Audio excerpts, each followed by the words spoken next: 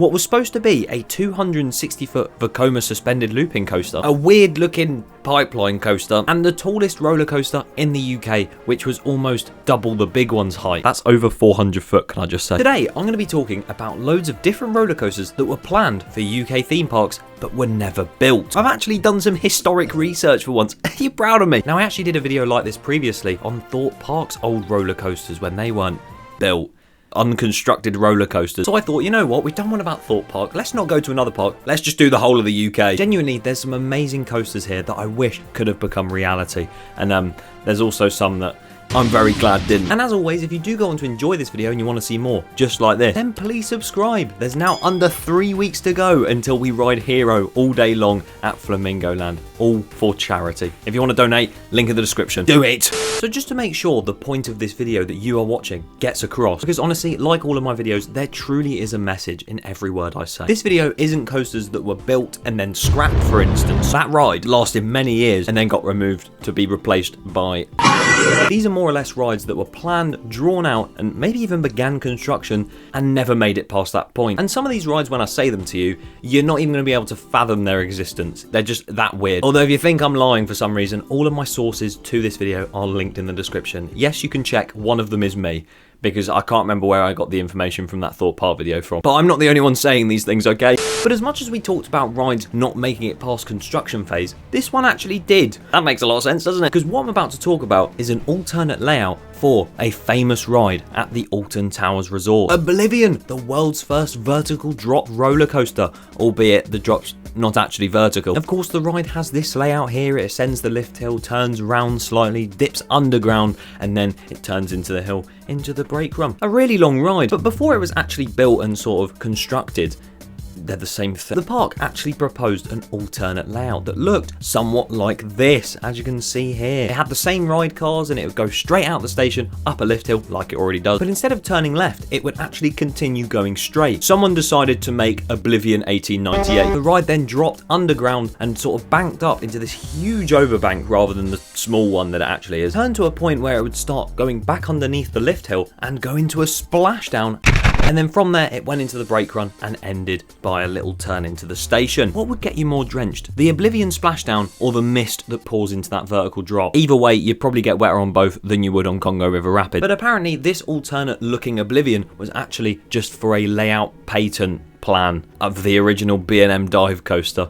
I don't know what that means, but we move. Another ride that could have looked slightly different is Colossus at Thorpe Park. Not necessarily the ride itself, but the area for the 10 looping roller coaster had a lot of previous planned rides made for it, including that of a B&M inverted coaster, so the likes of Nemesis Inferno before Nemesis Inferno actually became a thing at the park, because they're not going to get two, although they might. It is Thorpe Park. There was also a one-of-a-kind B&M 4D coaster planned as well. I mean, that would be absolutely bonkers. And my favourite coaster that was planned for that area, and totally not the one that I'm most glad didn't happen, was a Pinfari looping roller coaster.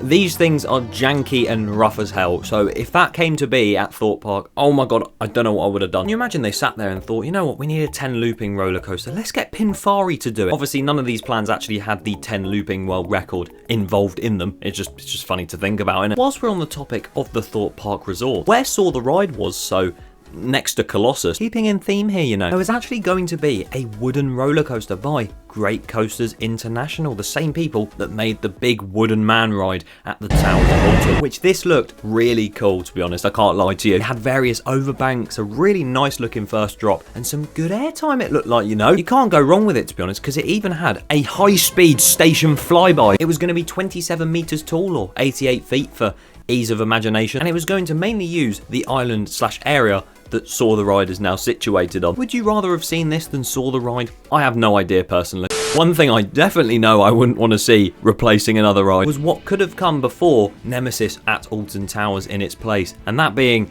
SW1 and SW2. If you don't know, Alton Towers has this secret weapon program where it's sort of like each major coaster is SW1, SW2, SW, blah blah blah. I mean, they've changed their tune from secret weapons to projects. Project Horizon. What's next? Project Retro Squad. Oh, I wish I could see that. But the original idea for the area that Nemesis is, I guess, supposed to be in, now it's gone, was an Arrow pipeline coaster. Now, obviously, SW1 and SW2 means two were designed, funnily enough. And both times they were designed, John Wardley said that they weren't thrilling enough. You know you're doing something wrong when he says that both coasters aren't thrilling. It was going to have this big lift hill towards the trees, multiple dips into the ravines, and loads of loop-de-loops. But yeah, I'm definitely glad this one didn't happen, because otherwise we would have had some aerodynamics shit instead of Nemesis. And obviously Nemesis is a perfect installment. Absolutely love it. Although there is a coaster that I'm very sad didn't happen, and that was one going to Blackpool Pleasure Beach. This old coaster is actually a new one to my knowledge. I mean, well, it's obviously not new because it's an old concept, but I've only heard this going around recently. Blackpool Pleasure Beach wanted to build a roller coaster that took guests all the way out of the park towards the sea, up to the skies, plummeting all the way back down and coming straight back. Sounds like another ride in the UK, doesn't it? Of course it does. The ride was in fact set to be very similar to that of Stealth at Thorpe Park, and it was set to be extremely tall. Much taller than that one. I'm talking like 400 foot tall. And considering the park had the tallest UK coaster anyway, in the big one, what were they gonna call this one? That's right, the planned name for it was the bigger one. I genuinely can't believe that was the name for it. Sadly, it never came to fruition, although it's rumoured that they actually did start constructing it. Sort of. Those things there could be foundations, because it was going to go out to the pier / area outside the park.